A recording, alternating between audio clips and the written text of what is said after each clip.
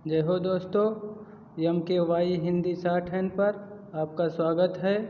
Matter दो टिक बुलवाया जाता है। पहले मैटर को हिंदी बनवाया जाता है और मैं खुद को कॉपी चेक करता हूँ। दूसरा मैटर रनिंग करवाया जाता है।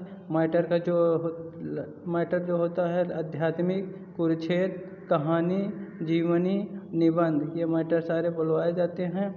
और अगर आप संपर्क करना चाहते हैं 8172882331 आप इस नंबर पर मैसेज या कॉल करके पूछ सकते हैं। डिक्टेशन शुरू होगी 5 सेकेंड बाद।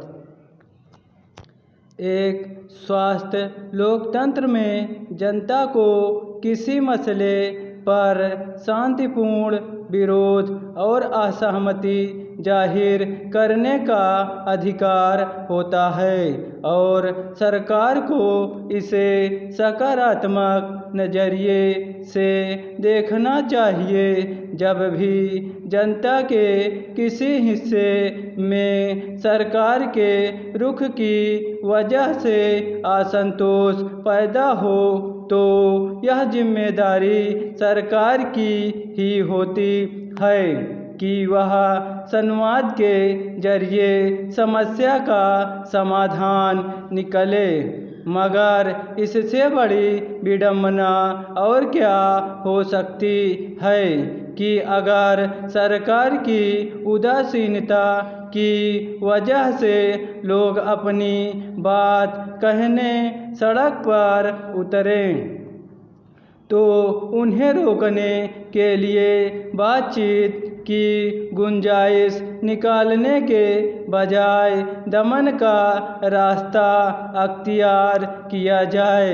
नीट 2026 के प्रश्न पत्र लीक के मुद्दे पर जब विद्यार्थियों ने दिल्ली के जंतर मंतर पर विरोध प्रदर्शन की शुरुआत की तो सरकार के पास वक्त था कि वह संवाद के जरिए एक आदर्श समाधान सामने रखें। अगर इस दौरान स्थिति बिगड़ने की आशंका होती तो उसे नियंत्रित करने के लिए भी हर वह विकल्प आजमाए जाने चाहिए थे जिससे प्रदर्शन बेलगाम न हो और न ही पुलिस को हिंसक बल प्रयोग करने की ज़रूरत पड़े। मगर अपनी मांगों के साथ संसद मार्च का आह्वान करने वाले विद्यार्थियों के खिलाफ पुलिस ने जैसी सख्ती दिखाई उससे यह सवाल उठा है कि सरकार देश के लोकतांत्रिक ढांचे और जनता के संवैधानिक अधिकारों को कैसे देखती है। गौरतलब है कि नीट प्रश्न पत्र लीक होने पर तत्कालीन शिक्षा मंत्री धर्मेंद्र प्रधान के इस्तीफे की मांग के साथ दिल्ली में प्रदर्शन करने वालों पर पुलिस ने आंसू गैस के गोले छोड़े और बेरहमी से लाठी चार्ज किया था।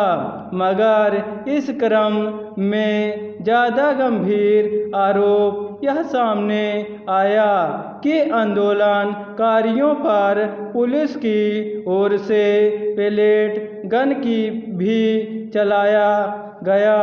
वही पुलिस के इस रवैये के विरोध में जब देश के अन्य हिस्सों में भी प्रदर्शन शुरू हुए तो वहाँ भी गैर जरूरी तरीके से आक्रामक रुख अख्तियार किया गया। एक अन्य आरोप के मुताबिक बिहार के सिवान में एक पुलिसकर्मी ने AK-47 राइफल से विद्यार्थियों पर गोलियां चलाईं। सवाल है कि महज प्रश्न पत्र लीक होने के मसले पर अपना विरोध जताने वालों के खिलाफ घातक हथियार चलाने की हद तक जाकर पुलिस आखिर क्या संदेश देना चाहती है? क्या ऐसे आरोपों के बाद अनिवार्यता ही दलील पर विद्यार्थियों के खिलाफ ऐसे बर्ताव को उचित ठहराया जा सकता है?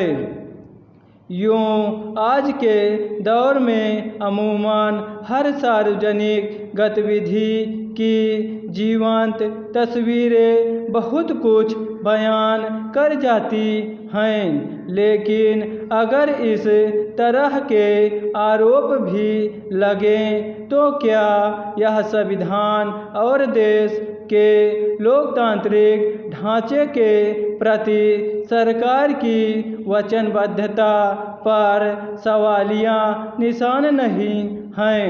कायदे से अपनी लोकतांत्रिक और संवैधानिक जिम्मेदारियों को लेकर सरकार को खुद सजग रहना चाहिए था, मगर विचित्र है कि यह सुप्रीम कोर्ट को याद दिलाना पड़ रहा है कि शांतिपूर्ण और कानून सम्मत प्रदर्शन का अधिकार संविधान के हाथों संरक्षित हैं और केवल आंदोलन करने के आधार पर लाठीचार्ज को सही नहीं ठहराया जा सकता। आंदोलन खत्म होने के बाद कई जगहों से ऐसी खबरें आईं कि हिंसा में शामिल होने का आरोप लगाकर कई विद्यार्थियों को गिरफ्तार किया जा रहा है और उनके खिलाफ कानूनी कार्रवाई की जा रही है।